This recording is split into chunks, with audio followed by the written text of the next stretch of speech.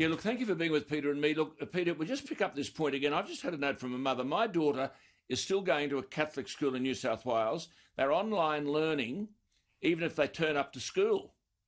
It's one in all in. There are only 5 teachers present to supervise the 40 or so students who attend. Victoria isn't the only state in education disarray. Look, let me just come back. Peter has been very strong on this. We all have the Prime Minister of Australia, forget whether he's Liberal, Labor, Greens or what he is, and the Chief Medical Officer, Professor Brendan Murphy, have said that classrooms pose no risk of spreading the coronavirus. He said the Prime Minister, there's no need for students to follow social distancing. His exact words, the Prime Minister of Australia, quote, "We have people who are going to work in supermarkets every day. We've got people who are doing jobs all over the community, driving buses, and they're doing great work and they're turning up to work to do those things." He said the medical evidence showed that students were not required to keep 1.5 metres from one another when studying in class. I quote the Prime Minister. The 4 square metre rule and the 1.5 metre distancing between students during classroom activities is not appropriate and will not be required. I can't be more clear than that. Peter, these people are in open defiance of the Prime Minister. Well, a lot of the education funding comes from Canberra, and I think that at some point Victorian taxpayers should be demanding that the Commonwealth do something in terms of the financial pressure it can put on the state of Victoria. Correct. For them to bend. Correct. On this issue. And I think, and I've had a very torrid personal time over the weekend involving some young people and family friends. I don't want to go into it other than to say young people may or may not cope with the isolation for an extended period of time, and I think we need to be very cognizant, particularly in their older years, the high school years, of what prolonged isolation is doing to some of them and their mental health, the way in which they might interact with their friends. I think we need to be very careful how long this keeps continuing. If they look at other states and other states are allowing them back into schools and Victoria holds out, I think it's dangerous. Yep. Well, he says it's worse than this because there are reports today, and we won't go on with this, but this is critical stuff. This is the guts of the problem we've got now. And the Prime Minister, Peter, is right. The Prime Minister should say, well, look, I can't tell the states what to do. You run education. But I'll tell you what I can do. I run the money.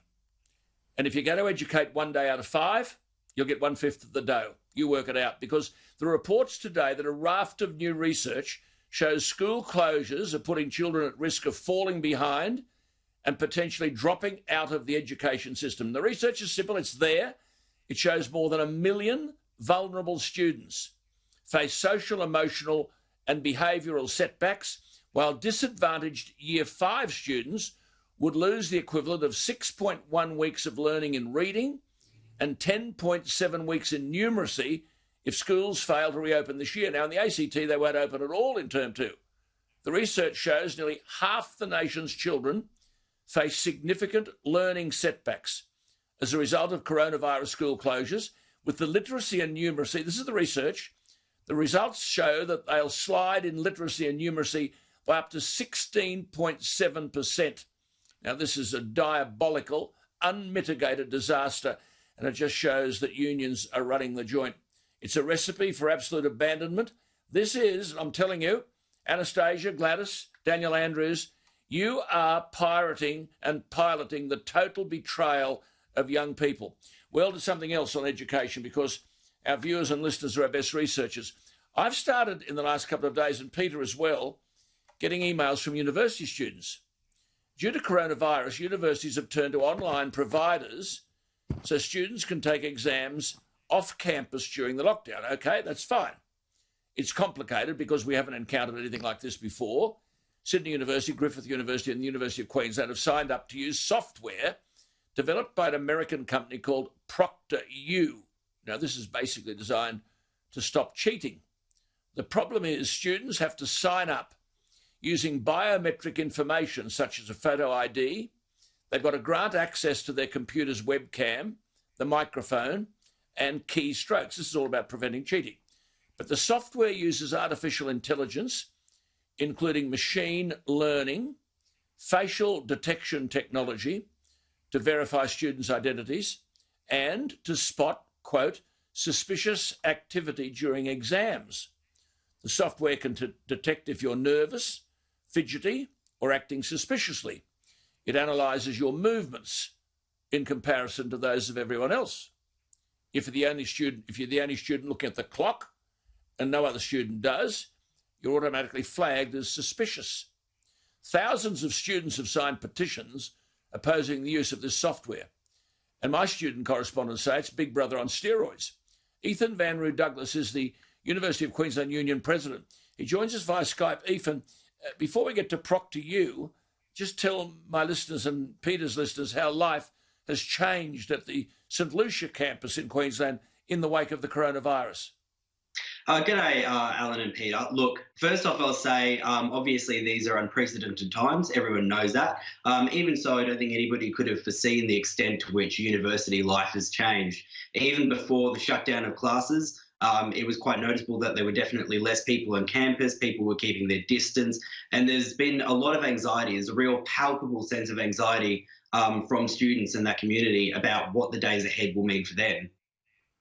Righto. Well, let's get to this ProctorU, because you've written, and I know I've had letters from students at Sydney University, that under their privacy policy, the data they receive will be retained and stored by the company. And the fine print says, quote, in the event of bankruptcy, merger, acquisition, reorganisation or sale of assets, the students' information may be sold or transferred as part of that transaction. Peter, to you first. They're kidding, aren't they?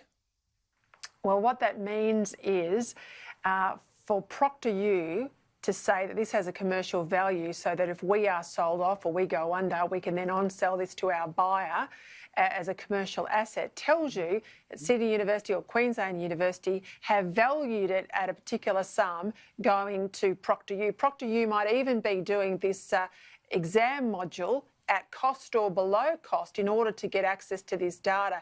It's the commercial data they want, not so much the contract from the university to run these exam programs. I mean, this is the whole point about the commercialisation from data out of Facebook and other social media outlets. That's the massive concern here.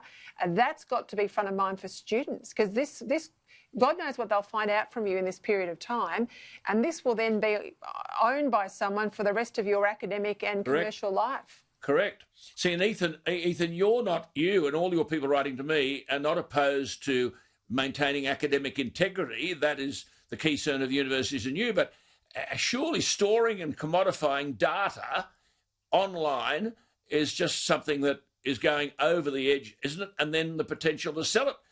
How have you people reacted, and what's been the response of university administration? Look, that's exactly right, Alan. I think that the response of the student body has certainly been one of great anxiety and one also of great outrage. They feel as if they've been cheated in a sense. The phrase that a student used to me was bait and switch. Students weren't told about this before committing this to the semester prior to census date. Now, the response of the administration so far at UQ at least has been to downplay these concerns. They've established an FAQ and assure us that ProctorU has provided them assurances and that they have conducted prudent investigations into the company. What those investigations entailed, we don't know. They didn't say. But I can tell you in ProctorU's own fine print, they do actually go on to say that while they use reasonable commercial measures to protect data, they cannot guarantee that any unauthorised third party will have access to it. So it's not just commodification, which is a risk. It's also the risk of that data being hacked and exposed. See, this young man's a law student. He's not stupid. Just hang on, Peter. No, he's not. See, this thing can detect if you're nervous or fidgety or acting suspiciously. Now, everyone's nervous and fidgety when they're sitting for an exam, and students are writing to me saying, well, most of them can't finish their courses if they can't finish the exam, so why should they be forced into handing over biometric data to be sold off should the company go belly up? Ethan, from you first and then Peter. Look, I think that, as I said, if students had known about this, probably many wouldn't have committed to the semester. The unfortunate thing is there are plenty of ways that the university can continue to balance academic integrity and perform these exams without risking student data in such a way. I mean, stuff like this just isn't to be commodified, and it's really struck a chord with people. I think that in the long run, the university needs to really sit up and take note about how students feel about these kind of arrangements. but see, Peter, the Vice-Chancellor of... I've seen the correspondence from the Vice-Chancellor of Sydney University, Peter, and he says, well, now, look, if you don't want these sort of online restrictions, perhaps you should choose a course which doesn't require you to do an online exam.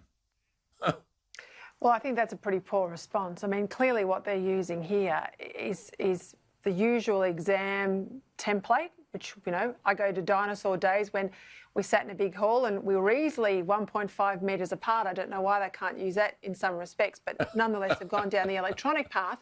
But they've gone down the electronic path. They're commoditising students. Now, what I would be worrying about is this sign-off you've given, Ethan, about access to your webcam. Is that only for the specific period of named dates and periods of time when you're sitting exams, or can they access your webcam at any other time? And what other information, not necessarily germane to your actual exam, are they collecting when you're on screen for the 3, 4, 5 hours or whatever it might be? And what happens with that data set? I mean, do you understand everything they're collecting about you? Look, the scary thing is, Peter, we don't actually understand everything they're collecting about us. We know that they're gathering our biometric data, names, addresses, dates of birth, all of that stuff. They're filming the inside of our houses. And of course, we don't know what authority they have over our webcam. Allegedly, it is for the extent of exam, but we know that many applications use cookies and can access this remotely. So I think there's a lot of unknowns here, and it's a really great big risk for a lot of people. Oh, just one quick thing. Do you know where the servers are located? Where are they storing your information? So our understanding is that the way that the company works is that it is based in the United States and headquartered in Alabama, and that's where the information is stored. So there's actually no accountability there whatsoever. We're talking about a company that's halfway across the world. I just find, I mean, for me, there's a whole raft of privacy legislation. Massive. Where does this invasion of privacy and civil liberties, where does all this fit into this stuff? Yeah, well, you're at a university. This should be the absolute bastion of civil liberties. Yes, yes. Yeah, absolutely. Sorry to interrupt. I think there's a very important philosophical lens here, and that's what happens after the pandemic. What happens when universities realise that this is cheaper and easier, and they start outsourcing things as important as examinations? We know the universities use external companies for things. They disclose that, students know that, they're aware of it, they're comfortable with it. But this is completely unprecedented. I mean, for something like exams to be outsourced to a company halfway across the world, it's unheard of, even in the climate that we're in now. But Ethan, just before we go, I mean, you're part of a younger generation. Would someone argue and say, well, the world's got all this information about us anyway? I think to an extent some people would say that, but ultimately it's up to us what information we wish to disclose and to whom. Absolutely. We haven't been given that opportunity here. There is no consent. So I think that's really what's got a lot of people wound up about it. Obviously, you know, we give information to Google, Facebook, whatever, but we make an informed choice as, you know, autonomous consumers to do that. We don't get to do that with our university. Good on you. I tell you what, it's you breathe confidence in us all. Young people like you who are informed and articulate and prepared to get into the ring and fight the fight. I'll tell you what Peter and I'll do. We'll make contact with some of these Vice-Chancellors. I'll bet you they won't come on the program exactly as you have. But Ethan, good luck. We'll keep in touch. That's Ethan Van Roos Douglas. Extraordinary stuff, isn't it? President of the University of Queensland Union.